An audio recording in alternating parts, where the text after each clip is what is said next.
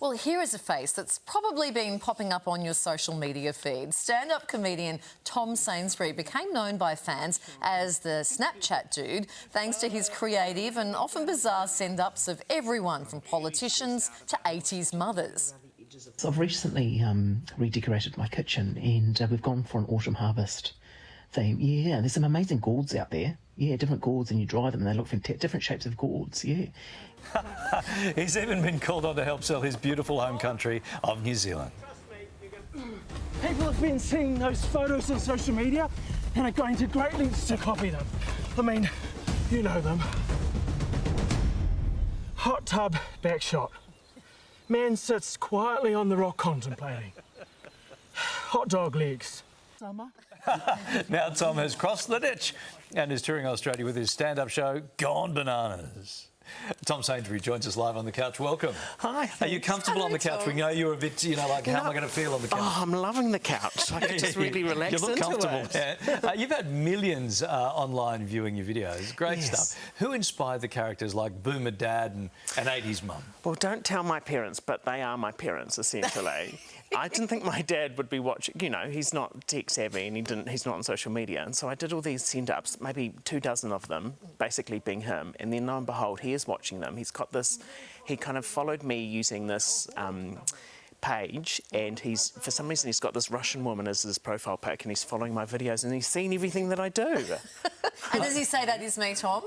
He does. He doesn't love Colby cheese as much. He prefers tasty cheese, but my Boomer Dad in this prefers Colby cheese. So do we get any closer to the Russian woman as his? Yes, I've not worked it out. I don't know. I think it's what... I know, there's something to unpack. Yes. I think what it is your ability to sort of tap into such relatable scenarios. Like, it is everybody's mum and everybody's... Yes. This is one of my faves. Have a look. Ready, bye. Oh, thank Christ, that is over. Oh, look, I think next time we just make it 2 days. I think it was great for the first 2 days. It was great. Have you noticed that she just nags him the whole time? It's like it became uncomfortable. That's after the guests have gone after a 4-day stay. How do you know when you've come up with a killer premise? The thing is, I don't know. Like, I don't know until the audience start reacting to it. I've done some videos that I've thought were hilarious, and they've kind of gone out and people don't connect with them. And some random ones, like I didn't think that holiday one would do so well, but it has. Yeah, it's got like 2.5 million shares, and it's probably one of your most popular ones. I think so, yeah. I think you posted it after Christmas time, though, which is... Yes.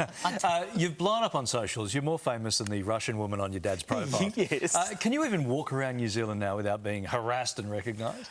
It's probably once a day someone will come up to me, but it's such a lovely interaction, and they kind of share their own kind of experiences and their favourite videos. So once a day, so not too bad, but I really enjoy it. Are there any differences? Because you do that on social media, but you're a stand-up comedian. Yes. Is there any difference between the audiences in New Zealand and Australia, or do we...? I think this is my first kind of tour in Australia, and I think I've discovered we're so much more similar than I actually realised. Like, everyone kind of connects. Everyone's mothers in the 80s had gourds and breads for like design and stuff like that. So I think we're a lot more similar than I realised. Yeah. Your world, the stand-up comedy world, has been in the headlines here in Australia the last couple of days.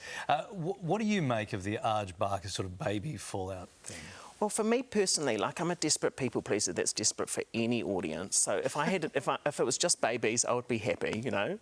A smiling face. Don't care who's in the audience. As long as they've paid for their seat, absolutely. Exactly. You've met some pretty big names in your life, one being Katy Perry, but we hear that did not exactly go to plan. What happened with Katy Perry? I met her at a VIP meet and greet, and I had my photo with her, and I sweated, like, I was so hot because it was in Vegas. I sweat on her, and the first thing she says to me was like, "Gross, you sweated on me."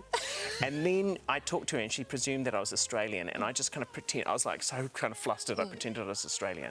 And then she might meet my Kiwi friends, and they were like, she's like, "So you guys Australian?" And they're like, "No, we're Kiwi." And then she looked at me, and she's like, "Wait, are you a New Zealander?" I was like, "Yeah." She's like, "Why did you lie and say you were from Byron Bay?" I was like, "I don't know, Katie," and that was the end of it. You're a sweaty, lying Kiwi. 100%. Yeah. Needlessly, like, I don't know why I did it. Anyway. So good to see you. We're loving your stuff online. Thanks for joining us. Keep giving us the last one on socials. It's great. You can catch Tom's stand-up show. It's called Gone Bananas. It's tonight in Sydney and this weekend in Brizzy. Ticket info is on our website.